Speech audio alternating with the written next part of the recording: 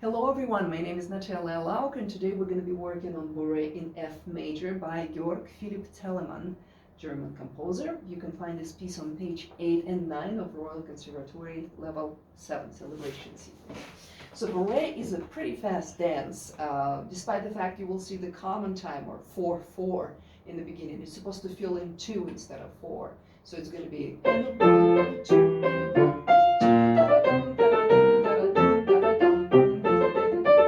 very jumpy, very lively there. So that means you don't get to sit on notes or cling to them, or basically very little of that is going to be played actually legato.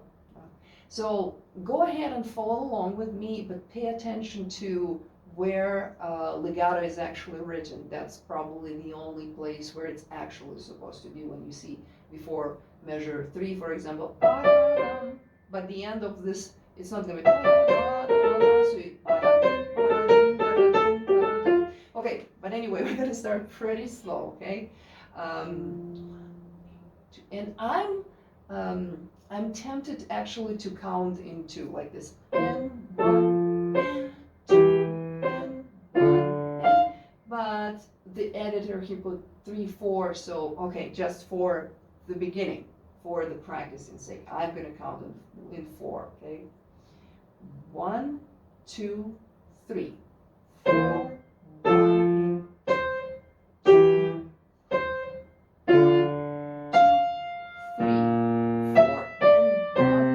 3, 4, and 1, 2, and 3, 4, and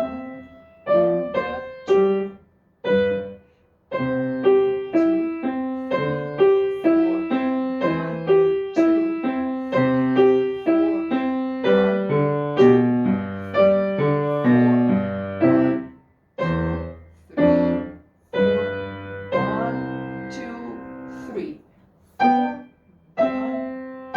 4, and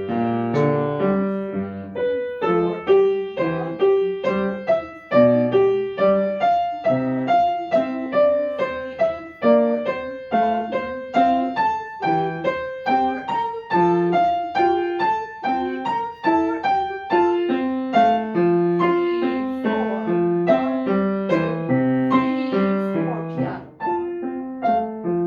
and 4, and 1, 2, and 3,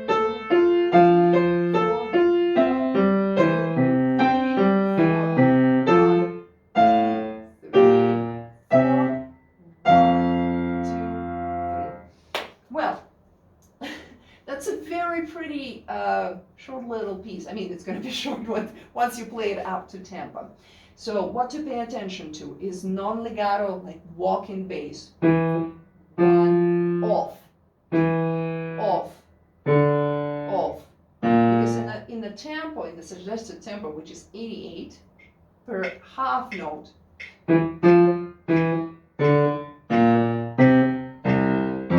imagine how fast your left hand is supposed to jump and move, right? So don't try to legato it. Don't even try. So really practice no legato. Just take the second quarter off, so it's going to be 1, 2, 3, 4, 1, 2, 3, 4, 1, 2, 3, 4, right? 1, 2, 3, 4, 1, 2, 3, 4, 1, 2, 3, 4, 1, 2, 3, 4, 1, 2, 3, 4.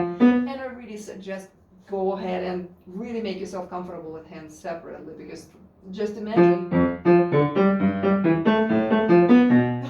those jumps in the left hand, you're supposed to be really secure before you can execute them flawlessly, right?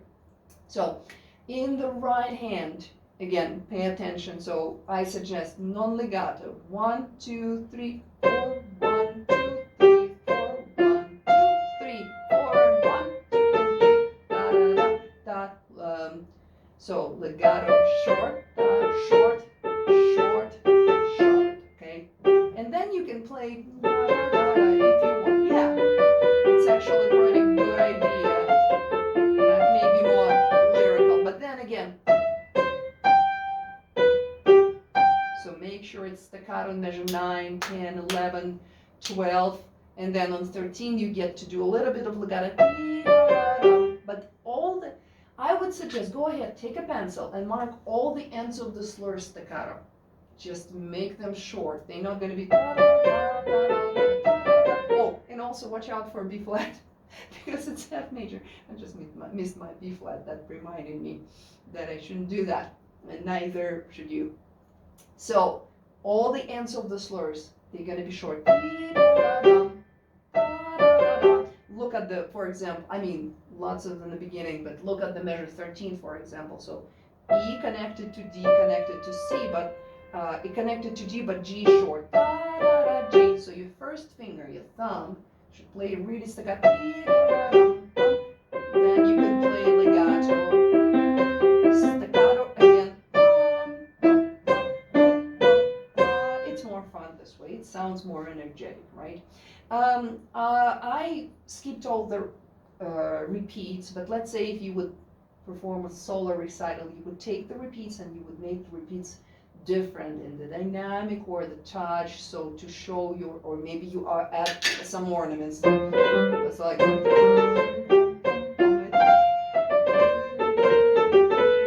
something like this. Well, I didn't do it very well, but here's an idea. If you were playing in the Baroque tradition, because this is Baroque composer. Okay, let's give it a try and let's take a little bit more more moving tempo, okay? So we're very slow. Now we're going to go into moderate. Bum, beep, bop, bop, 1, 2, 3, 4, okay? 1, 2, 3.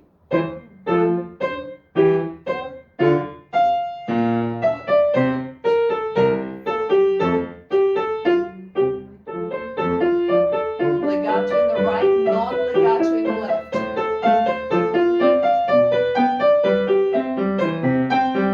Backwards.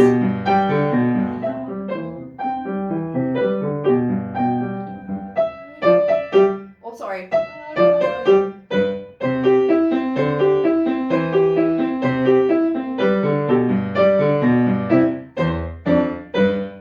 Well, let's do it again. I didn't like the way I played those. So, but again, watch out, for example, in measure 9, what is going to happen? Your left hand is going to be connected. You can put the, if you want the visual indication, to just put the slur over that. But on the other hand, your right hand is going to play staccato. Yep, pa, pa. The only longer note is the half note.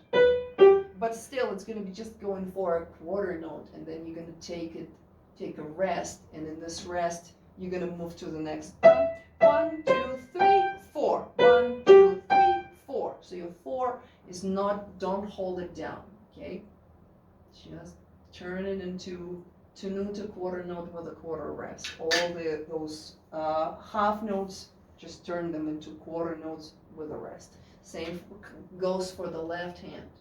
Quarter note with the rest. Full, rest, full, rest, full, rest. Sorry, that sounded fun. Scratch that. I mean, how the musical instrument would two like separate notes. Okay, let's try it one more time. 1, 2, 3. 4, 1, 2, 3, 4.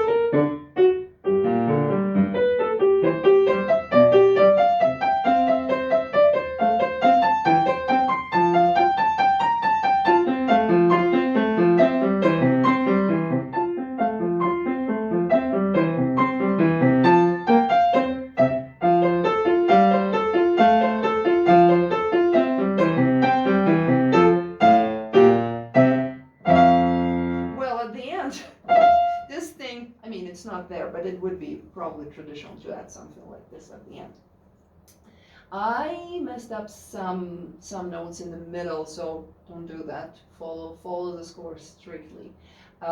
What else to recommend you before moving into the actual tempo, which is pop pop it pop pa, which is faster when we just played. Yep, pop pop pop pa, digga dum, digga dee, digga da. Well, also go ahead and mark some things, because in the Baroque, not all composers, they wanted to mark the forte piano because it was so heavily in tradition that musicians would just know what to do even without the markings. But for us, mark measure 10, 9 and 10 forte, and then subito piano. Subito, that means suddenly piano, in measure 11 and 12, because it's almost like an echo. Listen to 9 and 10.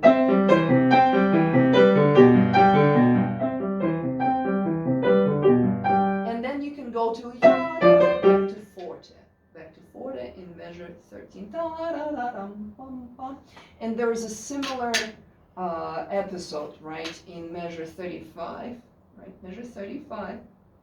Next page. Go ahead, play the 35 and 36, 40.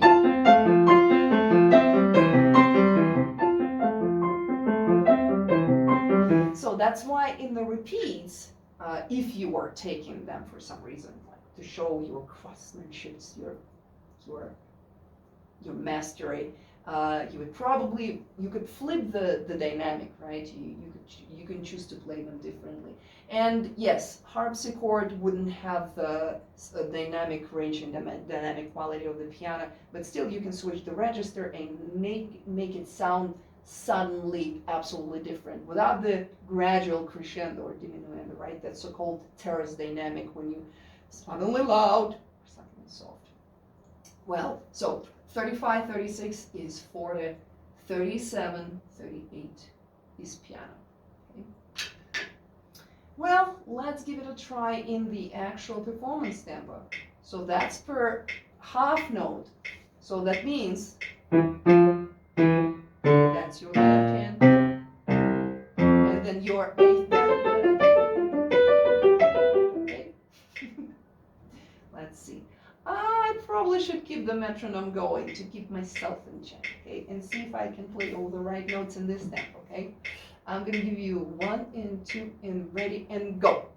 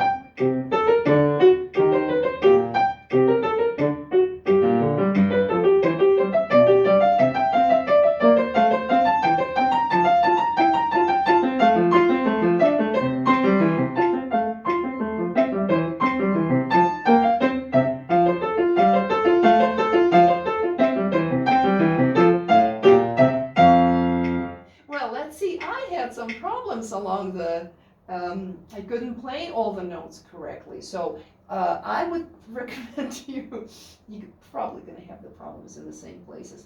So first of all, go ahead, take a pencil.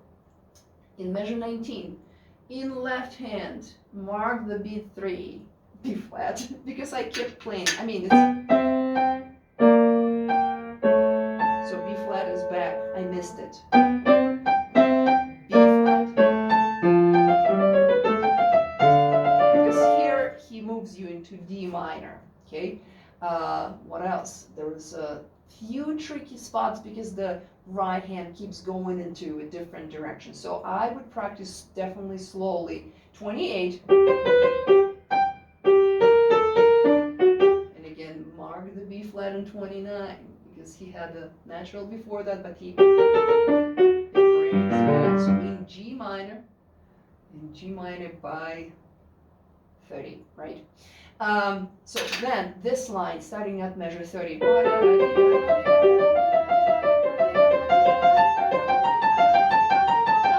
Well, I found the place there. Everybody's gonna have problems. It's measure 34 because right hand, instead of following the pattern, you hear the pattern clearly here. Sequence. Suddenly it breaks it and goes so just this one is something to practice and not to be taken by surprise, right? So let's do it one more time. Keep the metronome going and see if I can do it better, and maybe you can do it better as well, okay? Probably gonna give you a little bit more counts. 1, 2, 3, 4, 1, 2, go.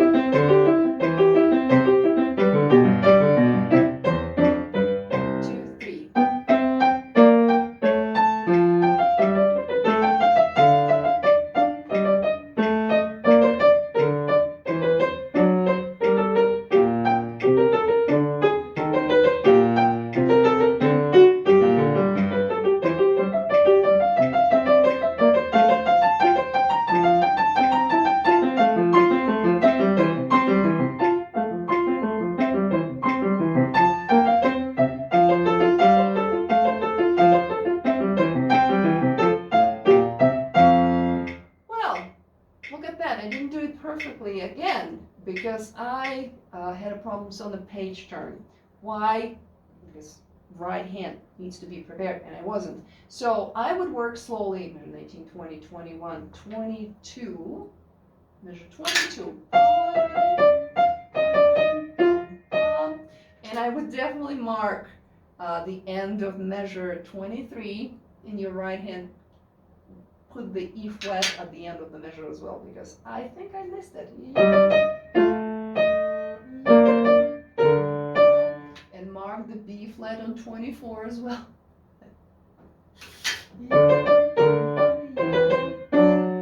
So why I did a poor job there? I was sitting too close and I couldn't reach. My body was on the way of my hand. Especially on 25 when I had to do this. So I had to bring my elbow in and I couldn't because I was sitting too close. So don't make this mistake. Okay, last try. And actually, this time I'm gonna go a bit faster because the 88 is kind of a minimum tempo and the max for this one is 100. So even faster. Okay, let's see if we can do 100. 1, 2, 3, 4, 1, 2, go.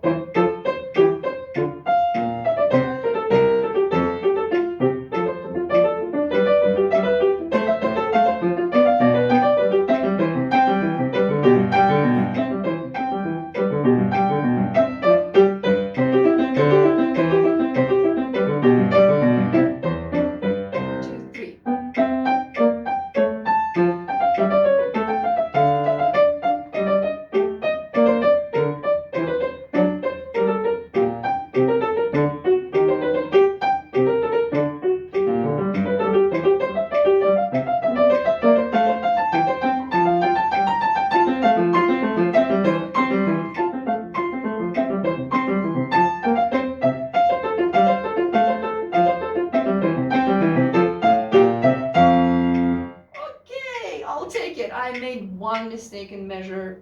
Guess where? 34. Yay! Because the pattern switches directions.